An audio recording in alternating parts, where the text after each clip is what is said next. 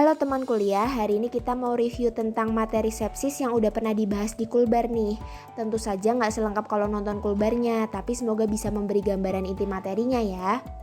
Jadi seperti yang udah teman-teman ketahui bahwa sepsis ini terjadi karena adanya disregulasi respon tubuh terhadap infeksi. Sepsis ini adalah suatu kondisi kegawatan medis yang mengancam nyawa loh. Jika tidak segera dikenali dan ditangani maka bisa berlanjut menjadi shock sepsis. Di mana pada kondisi shock sepsis ini pasien mengalami hipotensi persisten walaupun sudah diberikan resusitasi cairan yang adekuat. Kemudian pasien akan membutuhkan vasopresor untuk menjaga MAP-nya lebih dari sama dengan 65 mm air raksa. Dan pada kondisi ini kadar serum laktatnya lebih dari 2 mmol per liter atau 18 mg per desiliter. Nah, jadi kalau ada pasien dengan suspek infeksi, kita harus pastikan nih apakah pasien mengalami sepsis atau tidak. Di setting IGD kita kenal yang namanya Quick SOFA. Implementasinya gampang banget, ada 3 parameter yang kita singkat dengan HAT.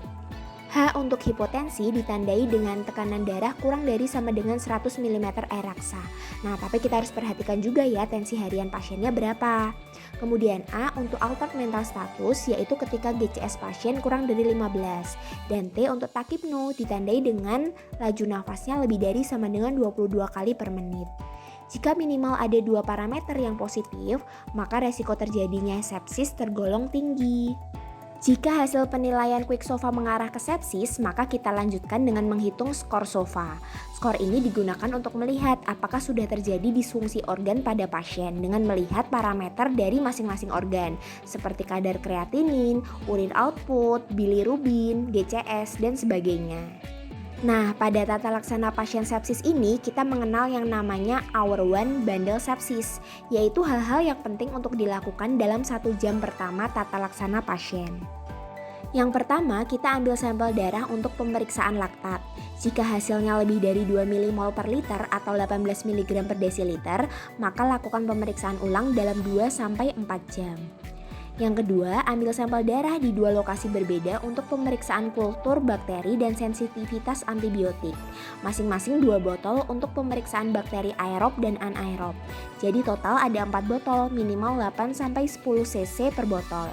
Usahakan sampel darah ini diambil sebelum antibiotik diberikan. Tetapi jika tidak ada sarana untuk melakukan pemeriksaan ini, jangan menunda pemberian antibiotiknya ya.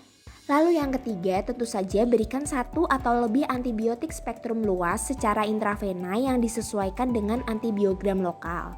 Jika hasil kultur bakteri dan sensitivitas antibiotiknya sudah keluar, kita sesuaikan dengan hasilnya. Yang keempat, kita berikan resusitasi cairan jika pasien mengalami hipotensi atau kadar laktatnya lebih dari sama dengan 4 mmol per liter. Resusitasi sebanyak 30 cc per kilogram berat badan menggunakan cairan kristaloid dihabiskan dalam 3 jam. Kemudian yang terakhir, jika diperlukan kita berikan vasopresor untuk menjaga MAP-nya lebih dari sama dengan 65 mm air raksa. Vasopresor pilihan utama adalah norepinefrin dengan dosis 0,05 mikrogram per kilogram berat badan per jam, dititrasi tiap 15 menit sampai tercapai target MAP-nya. Teman-teman masih ingat kan rumus MAP? Sepertiga sistolik ditambah 2/3 diastolik ya. Oke, sekian dulu review materi kita. Pokoknya teman kuliah harus ingat ya bahwa time is tissue.